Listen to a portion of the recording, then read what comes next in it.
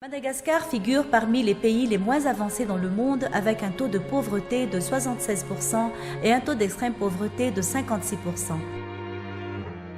La croissance est pauvre en emploi et l'économie du pays a des faibles performances et dépend du secteur tertiaire. Le secteur primaire crée ainsi peu de valeur ajoutée et cela est principalement dû à la faiblesse de la production agricole et de la productivité rurale. Or, 80% des emplois sont ruraux et cette faiblesse du milieu rural constitue un des fondamentaux de la pauvreté dans le pays.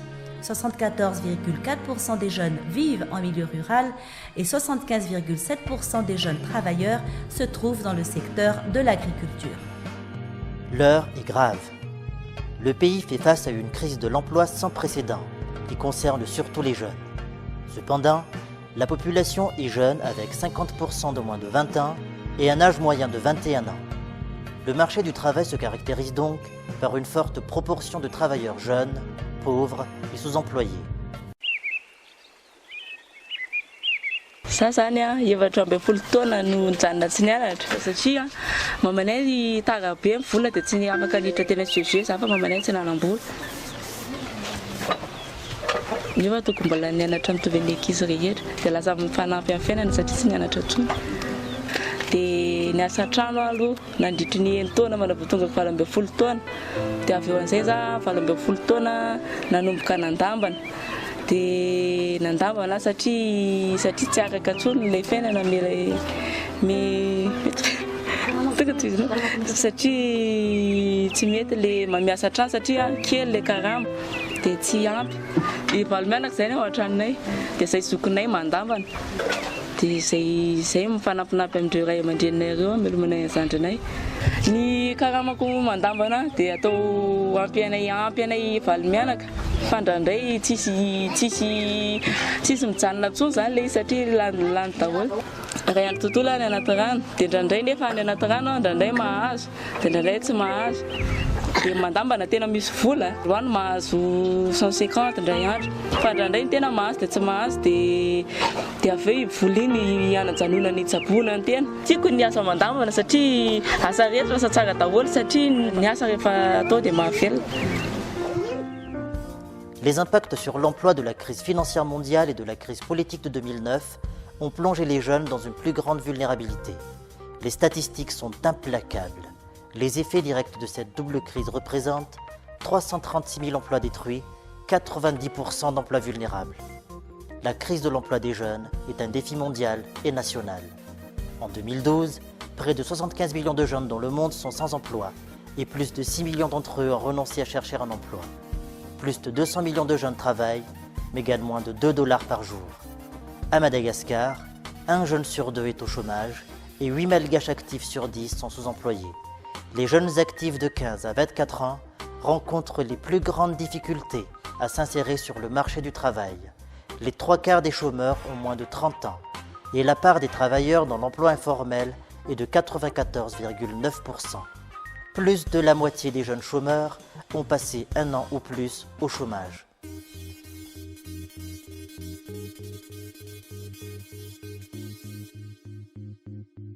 Tamin'ny 2006 afaka bac dia 2005 moa e dia 2006 zany nianatra taty Antananarivo dia nahazo ny diplôme maîtriseko za tamin'ny 2011 nanomboka tamin'izay 2011 zay moa hatramin'izao mbola tsy niasa mihitsy misy any moa zany ny asa fa tsy tena asa raikitra hoe tena asa hoe andraisana karama isam-bolana fa misy fotoana hoe manao animatrice manao télé enquêtrice ohatra izany dia eo amin'ny ray volana tapabolana eo ilay izy dia vita.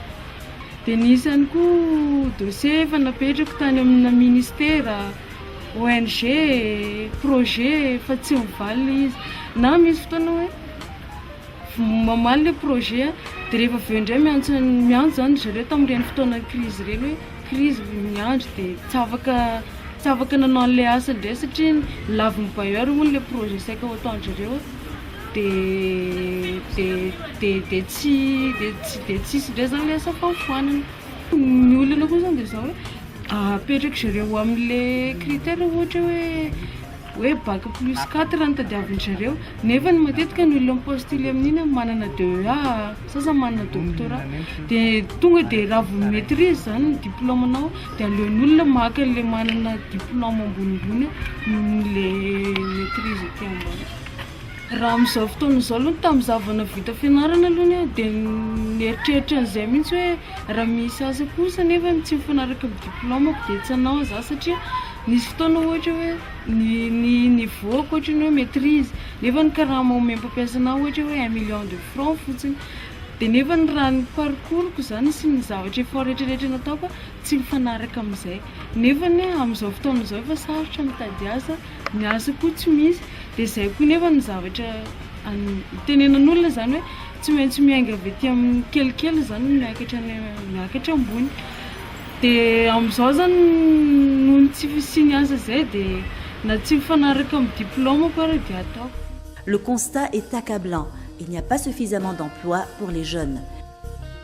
Des millions d'entre eux n'ont pas de travail décent et l'emploi informel gagne du terrain, ce qui accentue le risque d'exclusion sociale. À Madagascar, le problème de l'emploi des jeunes est étroitement lié à l'instabilité sociale, au conflit, à l'accroissement de la pauvreté et de l'insécurité grandissante, menaçant ainsi la paix sous toutes ses formes dans le pays. Dans ce contexte, le chômage et le sous-emploi des jeunes ont un coût social et économique élevé en termes de perte de croissance économique, d'augmentation de dépenses sociales et de sous-utilisation des investissements dans l'éducation et la formation. Ainsi, le pays fait actuellement face à une crise de plus en plus grave en matière d'emploi des jeunes, débouchant sur le risque réel d'une génération perdue.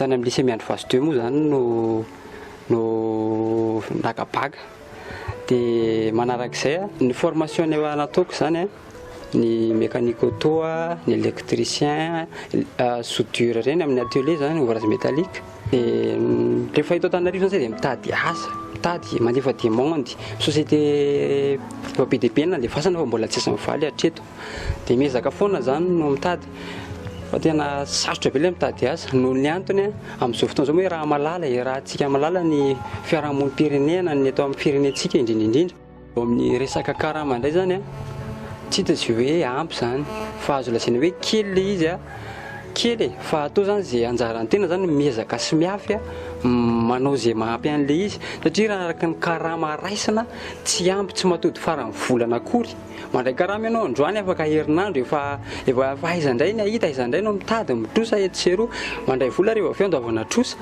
dia tsy ampy zany tsy ampy. Au niveau national et régional, il n'existe pas de système d'information sur le marché du travail, ni de structure d'appui destinée à promouvoir l'emploi des jeunes. Dans cette optique, l'OIT n'a cessé de lancer un appel fort à l'endroit de tous les acteurs sur l'urgence de prendre des mesures de promotion de l'emploi des jeunes au niveau mondial et à Madagascar. Depuis la crise de 2009, au niveau du Bureau international du travail, nous avons voulu justement à la fois être stratégique de manière à ce que les collectivités décentralisées puissent prendre des initiatives dans le sens de la stimulation du marché du travail. Mais nous avons aussi voulu développer des modèles. Et ces modèles concernent effectivement la promotion du travail en faveur des plus démunis, des plus vulnérables, notamment des jeunes. La stimulation du marché du travail est un sujet complexe dans la mesure où on ne pouvait pas agir directement sur l'économie. L'économie donc se déséquilibre en fonction des politiques de l'offre et de la demande. Malgré tout cela, nous avons voulu agir stratégiquement au niveau de la politique globale, la stratégie globale du gouvernement. Et nous pensons que le gouvernement et le nouveau régime devraient mettre l'emploi au centre des politiques politique, mettre l'emploi parmi les priorités nationales. Et sans une politique, sans une stratégie forte pour placer cette centralité de l'emploi dans la politique gouvernementale, nous pensons que nous aurons des soucis quant à la fiabilité et surtout à la qualité des résultats des politiques. Nous devons aussi, en deuxième chose, voir comment continuer les actions de promotion de l'emploi sur le terrain. Nous avons développé des modèles en matière de la protection sociale liée à l'emploi, notamment donc, les programmes basés sur la haute intensité de main-d'œuvre. Nous pensons aussi actionner davantage dans le domaine de la formation professionnelle, en fonction des filières porteuses, en fonction des métiers porteurs en faveur des jeunes. Mais nous pensons aussi que tout ceci ne devrait être consolidé qu'à travers la promotion de l'auto-emploi. L'auto-emploi, les jeunes devraient penser que, justement, il faudrait surtout développer des micro-entreprises, développer des petites entreprises, et c'est là où se trouve le marché d'avenir. Vita ny fianarako dia nanokatra an'ity salon ity. Kelikely fiatomboako teo amin'ny 200 000 ariary.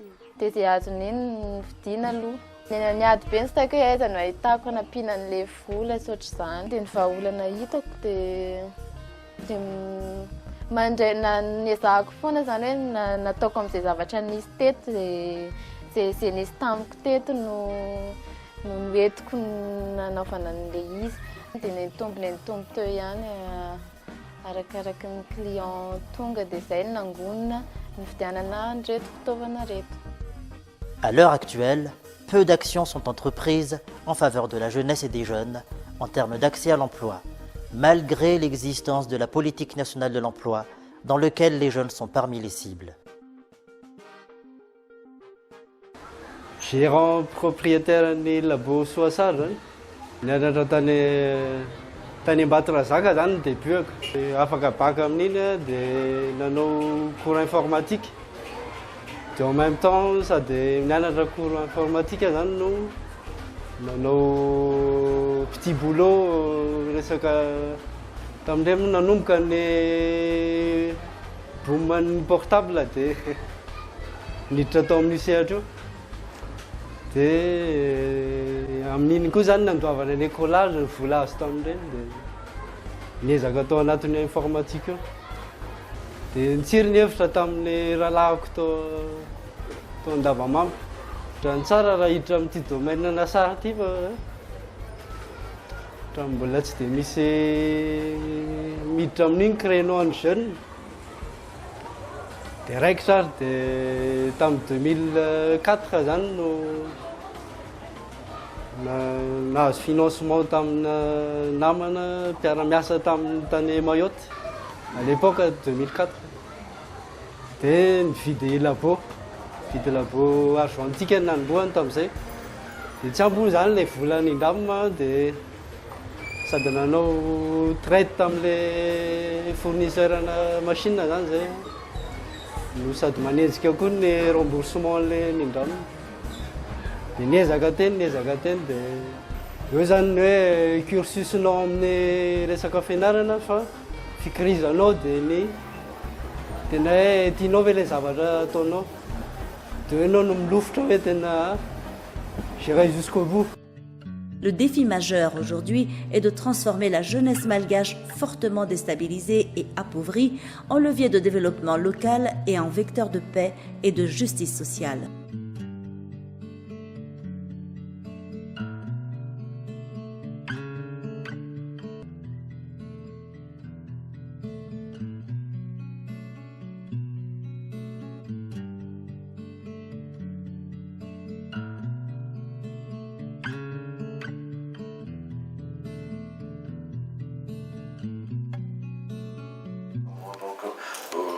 Le programme basé sur la haute intensité de main-d'œuvre, Nous pensons aussi actionner davantage dans le domaine de la formation professionnelle, en fonction des filières porteuses, en fonction des métiers porteurs en faveur de jeunes.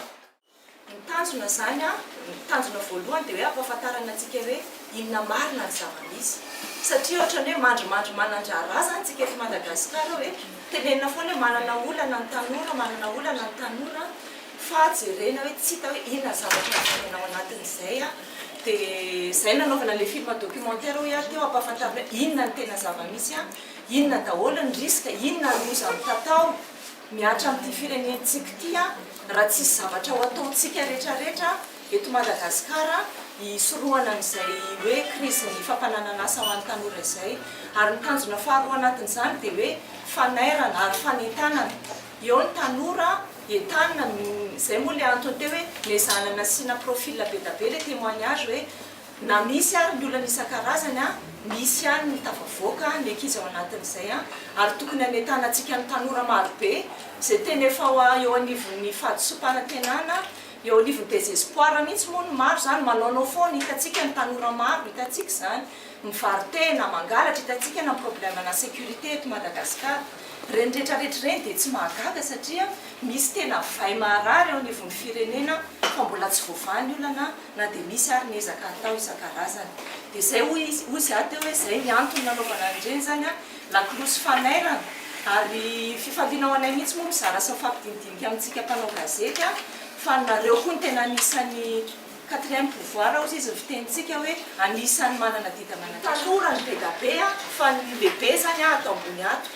Sur le plan économique nefa ninona ny zava-misy mivadika amin'ny pyramide satria maninona le tanora be da be reto a tokony soutenirany fandrosoan'le firenena no lasa prise en charge le vitsikely ohatr'izao.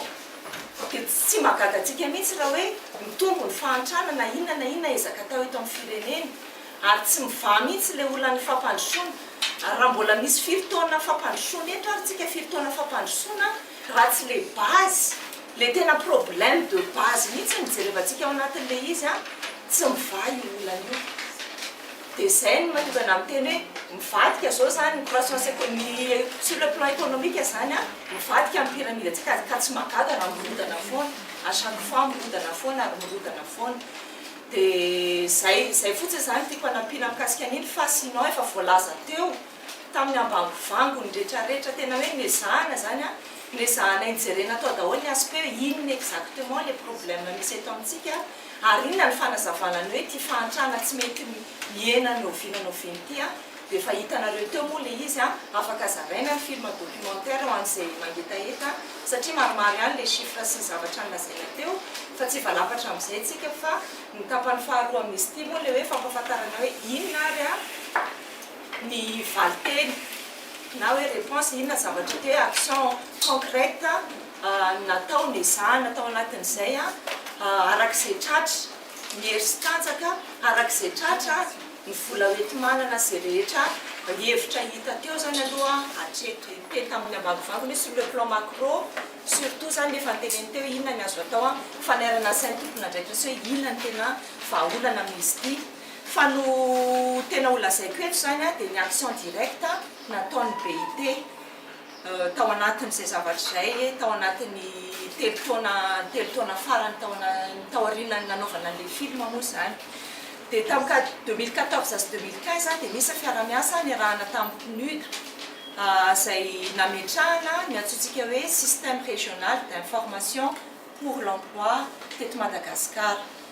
2014 faritra anankiroa no nisy an'izany, Menabe sy Atsimo andrefana. 2015 dia nitombo faritra anankidimy niampy any Nosy Be, Atsinanana dia Anosy no nanaovana an'izany. Ary tamin'ity 2016 ity moa na tsy nisy tsony ary le hoe fiaraha-miasa PNUD sy BIT tao anatin'izay hoe emploi des jeunes toy an'le efa natao 2014-2015 dia niezaka zany ny BIT nanao faritra anaky efatra hafa dia Sava, Boeny, Diana ary Amoronmania no natao zany niezaka tamin'ity 2016 ity. Inona moa zany hoe sérieux zany?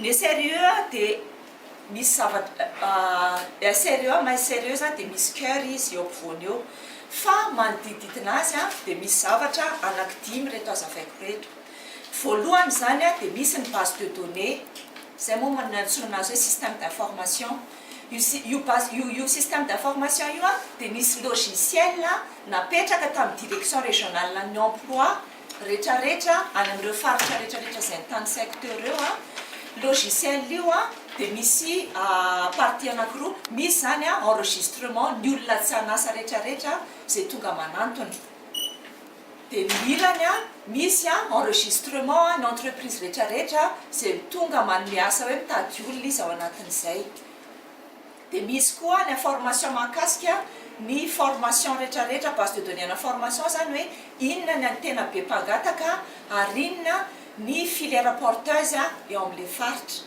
ny tanjona zany dia hoe ahoana ny ampifanenana ny tolotra sy ny tinady misy mitady asa ato misy manome asa ato ahoana ny ampifanenana andreo satria zavatra nisy hatramin'izay teto amintsika dia zao teneny témoignage be da be teo raha manana olana ny tanora anankiray na ny olona ray mitady asa fotsiny tsy tazeo aleny satria tsisy adresy mazava teto Madagasikara hoe raha manana mitady asa ianao dia andeha ho aiza misy ny agence de placement privé fa payant reny takatry ny olona avy any ambanivohitra ve reny ny olona rehetra ve afaka manana accès amin'ilay zavatra reny kanefany Madagasikara dia niratifié ny convention 88 sur le service de l'emploi zay milaza fa droit ny olona miasa ary droit ny olona no ampiana mba hitady asa tsy nisy zay zavatra zay teto Madagasikara zay no nametrahana ilay sérieux hoe manomboko zao dia manana adresy tsika eto Madagasikara au moins du moins any amin'ny faritra zay misy hoe raha misy manana olana arakasa andeha ho aiza izy mazava tsara ny adresy fahatelo misy ny orientation professionnelle zay atao andreo olona na tanora zay tonga reo miezaka zany hoe ahoana ny anampiana andry zareo na torohevitra na ny fandrona hoe tokony ho aiza izy inona ny tokony anampiana azy fahaefatra dia misy ny formation zay antsoina hoe formation multidimensionnelle natao tao anatin'izany zany moa voalohany indrindra fampitarantsika ny formation moa matetika dia hoe formation technique et professionnelle ry zany tena fampianarana miasa le fahaizana métier fa tsy vitany hoe formation professionnelle fotsiny le aminatao fa mamolavola tanora tsika eto Madagasikara hialantsika malala fitotongana ny toe-tsaina ny tanora eto Madagasikara ary noho izany zavatra zany nampidirana hoe formation hafa tant citoyenneté sy leadership tant droit du travail vitsiny ny ankizy tanora mahafantatra zany inona moa ny droit ndra hiasa izy raha mampiasa olona izy dia inona ny droit ny olona tokony ampiasainy raha tsika malala fa manify ny tissu économique eto Madagasikara ny 400 000 jeunes sur le marché du travail ireo manana diplôme isan-karazany sy ny tarindreo tsy hisy orinasa firy ny recruter andreo eto inona nefa zavatra hitantsika raha manontany ankizy any amin'ny université tsika hanao inona ianao ohatra hoe ingénieur agronome hiasany amin'ny organisme international na association zany hoe hiasa birao zany ny toe-tsaintsika eto Madagasikara ka mila amboarina zay zavatra zay ary ozy itsika ireo tanora eo no avy ny firenena dia zay zany nampidirana an'le hoe entrepreneuriat hoe culture entrepreneuriale ezahana ampidirina ao anatin'ny tanora hoe orakizy tsy aza miandry hoe hisy orinasa ameanao hoe asa foana eo fa be da be teo nanao témoignage hoe niainga tamin'ny tsy nisy ny sasany niainga tamin'ny zavatra kely ny sasany misy ihany kay manao mba tafita zay zany le hevitra véhiculena ao anatin'le izy dia tao anatin'izay formation entrepreneuriale zay moa tsy nonona tamin'izay zahay fa nisy fanampiana fananganana an'le business plan ao an'le tanora ary nisy fanomezana kit de démarrage zany hoe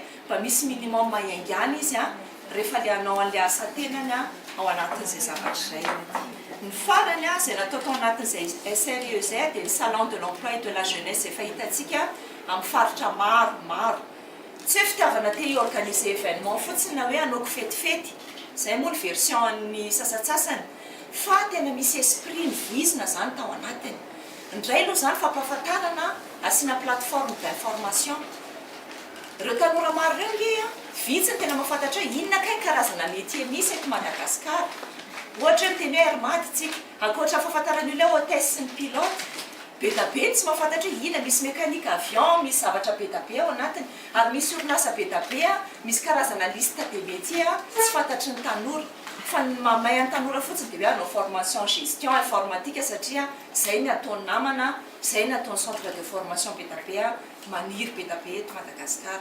Zany hoe reny salon reny zany ezahana ampahafantarana izay information zay, misy zavatra be da be ao anatin'izay. Dia reny salon reny zany mivoizana izay information zay, ary tao anatin'ireny salon reny koa dia tena misy tokoa ny entreprise manome offre d'emploi.